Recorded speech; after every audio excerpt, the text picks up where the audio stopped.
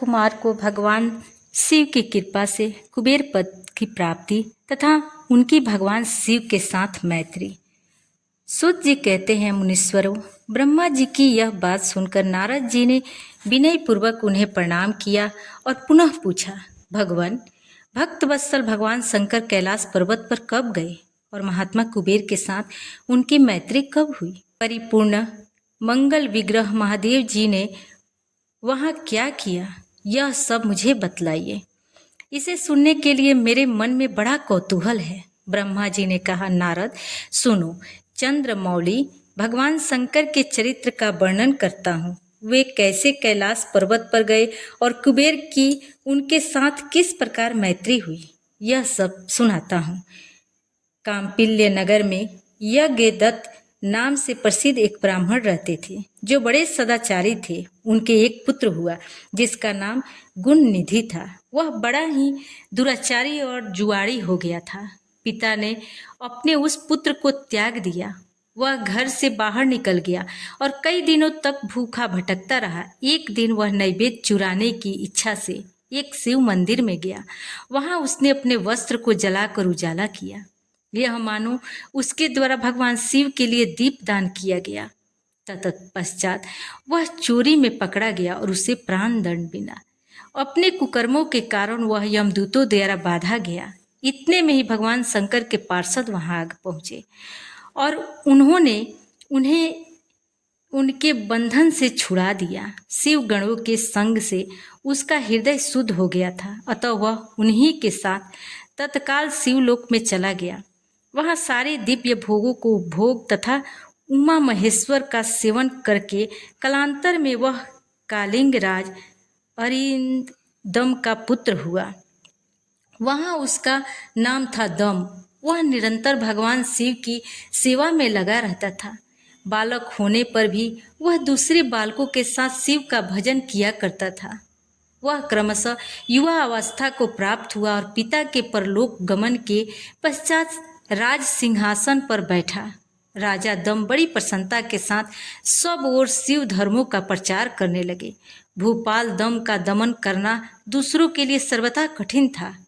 ब्राह्मण समस्त शिवालयों में दीप दान करने के अतिरिक्त वे दूसरे के किसी धर्म को नहीं जानते थे। उन्होंने अपने राज्य में रहने वाले समस्त ग्राम अध्यक्षों को बुलाकर यह आज्ञा दे दी कि शिव मंदिर में दीप दान करना सबके लिए अनिवार्य होगा। जिस जिस ग्राम अध्यक्ष के गांव के पास जितने शिवालय हो, वहाँ बिना किसी विचार किए सदा दीप जलाना चाहिए। आजीवन उसी धर्म का पालन करने के कारण राजा दम ने बड़ी धर्म संपत्ति का संचय कर लिया। फिर वे काल धर्म के अधीन हो गए। दीप दान की वासना से युक्त होने के कारण उन्होंने शिवालयों में बहुत से दीप जलवाए और उसके फलस्वरूप जन्म जन्मांतर में वे रत्नमय दीपों की प्रभा के आश्रय हो अलकापुरी के स्वामी हुए। इस प्रकार भगवान शिव के लिए किया हुआ थोड़ा सा भी पूजन या आराधन समय अनुसार महान फल देता है। ऐसा जानकर उत्तम सुख की इच्छा रखने वाले लोगों को शिव का भजन अवश्य करना चाहिए। वे दीक्षित का पुत्र, जो सदा सब प्रकार के अधर्मों में ही रचा पचा रहता था, देव योग से शिवालय में धन चुराने के लिए गया और उसने स्वार्थवश अपने कपड़े को दीपक की बत्ती बनाकर उसके प्रकाश से शिवलिंग के ऊपर अंधेरा दूर किया। इस सत्कर्म के फलस्वरूप वह कलिंग देश का राजा हुआ और धर्म में उसका अनुराग हो गया। फिर दीप की वासना का उदय होने से शिवालयों में दीप जलाकर उसने यह दिक्पाल का पद पा लिया। मुनीश्वर, देखो तो सही, कहाँ उसका वह कर्म और कहाँ यह दिक्पाल की पदवी, जिसका यह मानव धर्म प्राणी इस समय यहाँ उपभोग कर रहा है। तात, यह तो उसके ऊपर शिव के संतुष्ट होने की बात बताई गई। अब एक चित होकर यह सुनो कि किस प्रकार सदा के लिए उसकी भगवान शिव के साथ मित्रता हो गई। मैं इस प्रसंग का तो तुमसे वर्णन करता हूँ। नारद, पहले के पद्मकल्प की बात है। मुझ ब्रह्मा के मानस पुत्र पुलत्स्य के विश्रवा का जन्म हुआ और विश्रवा के पुत्र वैष्णव कुबेर हुए। उन्होंने पूर्व काल में अत्यंत उग्र तपस्या द्वारा त्रिनेत्रधारी महादेव की आराधना करके विश्वकर्मा की बनाई हुई इस अलकापुरी का उपभोग किया। जब वह कल्प व्यतीत हो गया तब मेघ वाहन कल्प आरंभ हुआ। उस समय यह यज्ञदत्त का पुत्र, जो प्रकाश का दान करने वाला था, कुबेर के रूप में अत्यंत दुस्सह तपस्या करने लगा। दीप दान मात्र से मिलने वाली शिव की भक्ति के प्रभाव को जानकर वह शिव की चित प्रकाशिका काशिकापुरी में गया और अपने चित रूपी रत्नमय प्रदीपों से 11 रुद्रों को उद्बोधित करके अन्यन भक्ति एवं स्नेह से संपन्न हो वह तन्मयता पूर्वक शिव के धाम में मग्न हो निश्चल भाव से बैठ गया, जो शिव की एकता का महान पात्र है, तप रूपी अग्नि से बढ़ा हुआ है, काम क्रोध आदि महाविघ्न रूपी पतंगों के आघात से शून्य है, प्राण निरोध रूपी वायु शून्य स्थान में निश्चल भाव से प्रकाशित है, निर्मल दृष्टि के कारण स्वरूप से भी निर्मल है तथा सद्भाव रूपी पुष्पों से जिसकी पूजा की गई है। ऐसे शिवलिंग की प्रतिष्ठा करके वह तब तक तपस्या करने लगा जब तक उसके शरीर में केवल अस्थि और चर्म मात्र ही अवशिष्ट नहीं रह गए। इस प्रकार उसने 10,000 वर्षों तक तपस्या की। तदंतर विशालाक्षी पार्वती देवी के साथ भगवान विश्वनाथ कुबेर के पास आए। उन्होंने प्रसन्नचित्त से अलकापति की ओर देखा।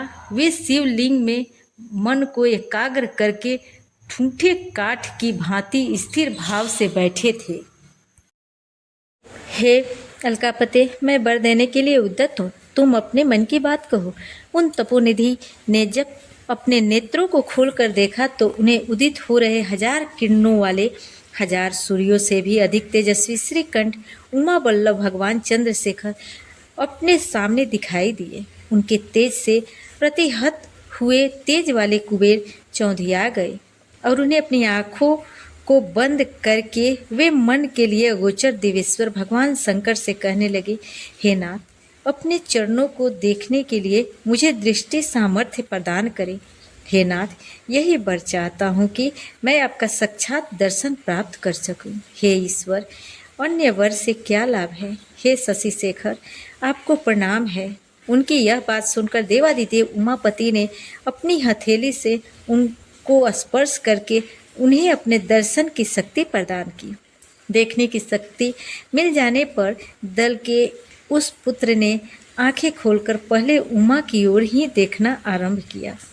वह मन ही मन सोचने लगा, भगवान शंकर के समीप यह सर्व सुंदरी कौन है? इसने मेरे तप से भी अधिक कौन सा तप किया है? यह रूप, यह प्रेम, यह सौभाग्य और यह असीम शोभा सभी अद्भुत है। वह ब्राह्मण कुमार बार बार यही कहने लगा।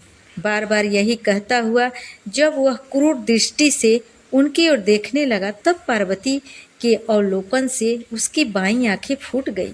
तदंतर देवी पार्वती ने महादेव जी से कहा, हे प्रभु, यह दुष्ट तपस्वी बार बार मेरी ओर देखकर क्या बोल रहा है? आप मेरी तपस्या के प्रकट कीजिए। यह पुनः अपने दाहिने नेत्र से बार बार मुझे देख रहा है। निश्चित ही यह मेरे रूप, प्रेम और सौंदर्य की संपदा से ईर्ष्या करने वाला है। देवी की यह बात सुनकर भगवान शिव ने हंसते हुए उनसे कहा, हे उमे, यह तुम्हारा पुत्र है। यह तुम्हें क्रूर दृष्टि से नहीं देख रहा है, अपितु तुम्हारी तप संपत्ति का वर्णन कर रहा है। देवी से ऐसा कहकर भगवान शिव पुनः उस ब्राह्मण कुमार से बोले, हे वत्स, मैं तुम्हारी इस तपस्या से संतुष्ट होकर तुम्हें वर देता हूँ। तुम निधियों के स्वामी और गुह्यकों के राजा हो जाओ। हे सुब्रत, तुम यक्ष, किन्नरों और राजाओं के भी राजा, पुण्य जनों के पालक और सबके लिए धन के दाता हो जाओ। मेरे साथ सदा तुम्हारी मैत्री बनी रहेगी। और हे मित्र, तुम्हारी प्रीति बढ़ाने के लिए मैं अलका के पास ही रहूँगा, नित्य तुम्हारे निकट निवास करूँगा। हे महाभक्त यज्ञदत्त कुमार, जाओ और उमा देवी के चरणों मैं प्रसन्न मन से प्रणाम करूं? ये तुम्हारी माता हैं। ब्रह्मा जी बोले, हे नारद, इस प्रकार वर देकर भगवान शिव ने देवी पार्वती से पुनः कहा, हे देवेश्वरी तपस्विनी, पुत्र पर कृपा करो, यह तुम्हारा पुत्र है। भगवान शंकर का यह कथन सुनकर जगदम्बा पार्वती अति प्रसन्न चित्त से उस यज्ञदत्त कुमार से कहने लगी। देवी बोली, हे वत्स, भगवान शिव में तुम्हारी सदा निर्मल भक्ति बनी रहे। तुम्हारी बाईं आंखें तो फूट ही गई है, इसलिए एक ही पिंगल नेत्र युक्त रहो। महादेव जी तुम्हें वर दिए हैं, वे सब उसी रूप में तुम्हें सुलभ हो। हे पुत्र, मेरे रूप के प्रति ईर्ष्या करने के कारण तुम कुबेर नाम से प्रसिद्ध हो। इस प्रकार कुबेर को वर देकर पार्वती देवी के साथ अपने वैश्वेश्वर नामक धाम में चले गए। इस तरह कुबेर ने भगवान शंकर की मैत्री प्राप्त की और अलकापुरी के पास जो कैलाश पर्वत है वह भगवान शंकर का निवास हो गया। भगवान शिव का कैलाश पर्वत पर गमन तथा सृष्टि खंड का उपसंहार। ब्रह्मा जी बोले, हे नारद, हे मुनि, कुबेर के तपोबल से भगवान शिव का जिस प्रकार पर्वत श्रेष्ठ कैलाश पर शुभागमन हुआ वह प्रसंग सुनिए। कुबेर को कर देने वाले विश्वेश्वर शिव जब उन्हें निधिपति होने का वर देकर अपने उत्तम स्थान को चले गए तब उन्होंने मन ही मन इस प्रकार विचार किया, ब्रह्मा जी के ललाट से जिनका प्रादुर्भाव हुआ है तथा जो प्रलय का कार्य संभालते हैं वे रुद्र मेरे पूर्ण स्वरूप हैं, अतः उन्हों के रूप में मैं गुह्यकों के निवास स्थान कैलाश पर जाऊंगा। रुद्र मेरे हृदय से ही प्रकट हुए हैं, वे पूर्णावतार निष्फल निरंजन ब्रह्म हैं और मुझसे अभिन्न हैं। हरि ब्रह्मा आदि देव उनकी सेवा किया करते हैं। उन्हीं के रूप में मैं कुबेर का मित्र बनकर उसी पर्वत पर विलासपूर्वक रहूंगा और महान तपस्या करूंगा। शिव के इस इच्छा का चिंतन करके उन रुद्रदेव ने कैलाश जाने के लिए उत्सुक हो उत्तम गति देने वाले नाथ स्वरूप अपने डमरू को बजाया। उसकी उत्साहवर्धक ध्वनि तीनों लोकों में व्याप्त हो गई। उसका विचित्र एवं गंभीर शब्द आह्वान की गति से युक्त था, अर्थात सुनने वाले को अपने पास आने के लिए प्रेरणा दे रहा था। उस ध्वनि को सुनकर ब्रह्मा विष्णु आदि सभी देवता ऋषि मूर्तिमान आगम निगम तथा सिद्ध वहां आ पहुँचे। देवता और असुर सब लोग बड़े उत्साह से भरकर वहां आए। भगवान शिव के समस्त पार्षद जहां कहीं भी थे वहां से उन स्थान पर पहुँचे। सर्वलोक वंदित महाभाग समस्त गणपाल भी उस स्थान पर जाने के लिए उद्धत हो गए। उनकी मैं संख्या बता रहा हूँ, सावधान होकर सुनिए। शंखकर्ण नामक का गणेश्वर 1 करोड़ गणों के साथ, कैकराक्ष 10 करोड़ और विकृत 8 करोड़ गणों के साथ जाने के लिए एकत्रित हुआ। वैशाख 64 करोड़ गणों के साथ, परियात्रक 9 करोड़ गणों के साथ, सर्वांतक 6 करोड़ गणों के साथ और श्रीमान दुंदुभ 8 करोड़ गणों के साथ वहां चलने के लिए तैयार हो गया। गण श्रेष्ठ जालंग 12 करोड़ गणों के साथ, समद 7 करोड़ गणों के साथ और श्रीमान विकृतानन भी उन गणों के साथ जाने के लिए तैयार हुए। कपाली 5 करोड़ गणों के साथ, मंगलकारी संदार अपने 6 करोड़ गणों के साथ और कंडुक तथा कुंडक नाम के गणेश्वर भी 1-1 करोड़ गणों के साथ गए। विष्टम्भ और चंद्रतापन नामक गणाध्यक्ष भी अपने अपने 8-8 करोड़ गणों के साथ कैलाश चलने के लिए वहां पर आ गए। 1000 करोड़ गणों से घिरा हुआ महाकेश नामक गणपति भी वहां आ पहुंचा। कुंडी 12 करोड़ गणेकी साथ और वाह श्रीमान पर्वतक काल कालक और महाकाल नाम के गणेश्वर 100 करोड़ गणों के साथ वहां पहुंचे। अग्निक 100 करोड़, अभिमुख 1 करोड़, आदित्य मूर्धा तथा धनाव भी 1-1 करोड़ गणों के साथ वहां आए। सन्नाह तथा कुमुद 100-100 करोड़ गणों के साथ और अमोघ कोकिल और सुमंत्रक 1-1 करोड़ गणों के साथ आ गए। काकपाद नाम का एक दूसरा गण 60 करोड़ और तानक नामक गणेश्वर भी 60 करोड़ गणों के साथ लेकर चलने के लिए वहां आया। महाबल, मधुपिंग तथा पिंगल नामक गणेश्वर 9 करोड़ गणों के सहित वहां उपस्थित हुए। नील और पूर्णभद्र नामक गणेश्वर भी वहां 90 करोड़ गणों के साथ वहां आए।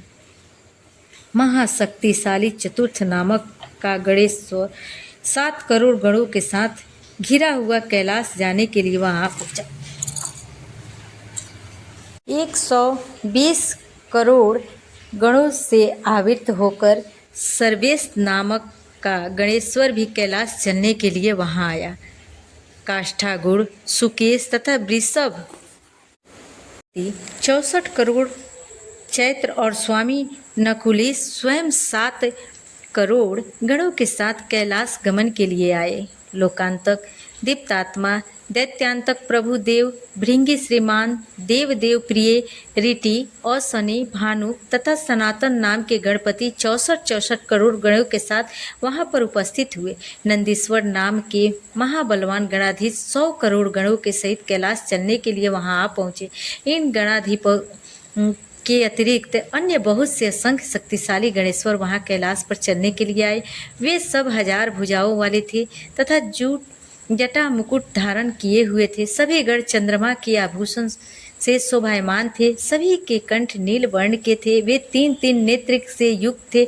सभी हार, कुंडल, केयूर और मुकुट आदि आभूषणों से अलंकृत थे। ब्रह्मा, इंद्र और विष्णु के समान अनिमा आदि 8 महासिद्धियों से युक्त करोड़ों सूर्यों के समान दीप्यमान सभी गणेश्वर वहां पर आ गए। इन गणाध्यक्षों के अतिरिक्त निर्मल प्रभा मंडल से युक्त महान आत्मा वाले तथा भगवान शिव के दर्शन की लालसा से परिपूर्ण अन्य अनेक गणाधीप अत्यंत प्रसन्नता के साथ वहां पर आ पहुंचे। विष्णु आदि प्रमुख समस्त देवता वहां पर जाकर भगवान सदाशिव को देखकर हाथ जोड़कर नतमस्तक होकर उनकी उत्तम स्तुति करने लगे। इस प्रकार विष्णु आदि देवताओं के साथ परमेश्वर भगवान महेश महात्मा कुबेर के प्रेम से वशीभूत हो कैलाश को चले गए। कुबेर ने भी सब परिवार भक्ति पूर्वक नाना प्रकार के उपहारों से वहां आए हुए भगवान शंभु की सादर पूजा की। तत्पश्चात उसने शिव को संतुष्ट करने के लिए उनका अनुगमन करने वाले विष्णु आदि देवताओं और अन्यान्य गणेश्वरों का भी विधिवत पूजन किया। इसके बाद उनकी सेवा को देखकर अति प्रसन्नचित भगवान शंभु कुबेर का आलिंगन कर और उसका सिर पकड़कर अलकापुरी के अति निकट ही अपने समस्त अनुगामियों के साथ ठहर गए। तदंतर भगवान शिव ने विश्वकर्मा को अपने तथा दूसरे देवताओं के भक्तों के लिए उस पर्वत पर निवास हेतु यथोचित निर्माण कार्य करने की आज्ञा दी। हे मुनि, विश्वकर्मा ने शिव को आज्ञा से वहां जाकर यथाशीघ्र ही नाना प्रकार की रचना की। उस समय विष्णु की प्रार्थना से शिव प्रसन्न हो उठे और कुबेर पर अनुग्रह करके वे कैलाश पर्वत पर चले गए। शुभ मुहूर्त में अपने निवास स्थान में प्रवेश कर भक्त वत्सल उन परमेश्वर ने अपने प्रेम से सबको सनाथ कर दिया। सभी प्रमुदित विष्णु आदि देवता, मुनिगण और अन्य सिद्ध जनों ने मिलकर प्रेम पूर्वक सदाशिव का अभिषेक किया। हाथों में नाना प्रकार के उपहार लेकर सबने बहुत महोत्सव के साथ सामने खड़े होकर उनकी आरती उतारी। हे मुनि, उस समय आकाश से मंगल सूचक पुष्प वृष्टि होने लगी और अत्यंत प्रसन्न होकर गान करती हुई अप्सराएं नाचने लगी। क्रमशः उनका पूजन किया और सब ओर जय जयकार और नमस्कार सुसंस्कृत शब्द गूंजने लगे। उस समय चारों ओर एक महान उत्साह व्याप्त था जो सबके सुख को बढ़ा रहा था। उस समय सिंहासन पर बैठकर भगवान सदाशिव अत्यंत सुशोभित हो रहे थे और विष्णु आदि सभी लोग बार बार उनकी यथोचित सेवा कर रहे थे। सभी देवताओं ने पृथक पृथक रूप में अर्थ भरी वाणी और अभीष्ट वस्तुओं से लोक मंगलकारी भगवान शंकर का स्तुति वंदन किया। प्रसन्नचित सर्वेश्वर स्वामी सदाशिव ने उनकी स्तुति को सुनकर प्रेम पूर्वक उन्हें मनोवांछित वर दिए। हे मुने, अभीष्ट कामनाओं से परिपूर्ण प्रसन्नचित वे सभी देव, मुनि और सिद्धजन भगवान शिव की आज्ञा से अपने अपने धाम को चले गए। मैं भी विष्णु के साथ प्रसन्नता पूर्वक चलने के लिए उद्धत हुआ। तब श्री विष्णु और मुझको आसन पर बैठाकर परमेश्वर शंभु बड़े प्रेम से बहुत समझाकर अनुग्रह कर कहने लगे, शिव जी बोले, हे हरे, हे विधि, हे तात, सदैव तीनों लोकों का सृजन और संरक्षण करने वाले हे सुश्रेष्ठ, आप दोनों मुझे अत्यंत प्रिय हैं। अब आप दोनों भी निर्भय होकर मेरी आज्ञा से अपने अपने स्थान को जाएं। मैं सदा आप दोनों को सुख प्रदान करने वाला हूँ और विशेष रूप से आप दोनों के सुख दुख को देखता ही रहता हूँ। भगवान सदाशिव के वचन को सुनकर मैं और विष्णु दोनों प्रेम पूर्वक प्रणाम करके प्रसन्नचित होकर उनकी आज्ञा से अपने अपने धाम को लौट आए। उसी समय प्रसन्नचित भगवान शंकर निधिपति कुबेर का भी हाथ पकड़कर उन्हें अपने पास बैठाकर यह शुभ वाक्य कहने लगे, हे मित्र, तुम्हारे प्रेम के वशीभूत होकर मैं तुम्हारा मित्र बन गया हूँ। हे पुण्यवान, भय रहित होकर तुम अपने स्थान को जाओ, मैं सदा तुम्हारा सहायक हूँ। भगवान शंभु के इस वचन को सुनकर प्रसन्नचित कुबेर उनकी आज्ञा से प्रसन्नतापूर्वक अपने धाम को चले गए। योग परायण सब प्रकार से स्वच्छ तथा सदा ध्यान मगन रहने वाले भगवान शिव अपने गणों के साथ उस पर्वत श्रेष्ठ कैलाश पर निवास करने लगे। कभी वे अपने ही आत्मस्वरूप ब्रह्म का चिंतन करते थे, कभी योग में तल्लीन रहते थे, कभी स्वच्छंद मन से प्रेम पूर्वक उन गणों को इतिहास सुनाते थे और कभी विहार करने में चतुर भगवान महेश्वर अपने गणों के साथ कैलाश पर्वत की देवी मेरी उबड़ खाबड़ गुफाओं तथा कंदराओं और अनेक सुरम्य स्थानों पर प्रसन्नचित होकर विचरण करते थे। इस प्रकार रुद्र स्वरूप परमेश्वर भगवान शंकर, जो नाना प्रकार की योगियों में भी सर्वश्रेष्ठ हैं, उन्होंने अपने उस पर्वत पर अनेक लीलाएं की। इस प्रकार बिना पत्नी के रहते हुए परमेश्वर सदाशिव ने अपना कुछ समय व्यतीत करने के बाद दक्ष पत्नी से उत्पन्न सती को पत्नी रूप में प्राप्त किया। तदंतर हे देवर्षि, वे महेश्वर उन दक्ष पुत्री सती के साथ विहार करने लगे। इस प्रकार पत्नी के साथ पति रूप में लोकाचार परायण रहते हुए वे बहुत ही सुखी थे। हे मुनीश्वर, इस प्रकार मैंने आपको रुद्र की अवतार का वर्णन कर दिया। मैंने उनके कैलाश आगमन और कुबेर के साथ उनकी मित्रता का प्रसंग भी कह दिया।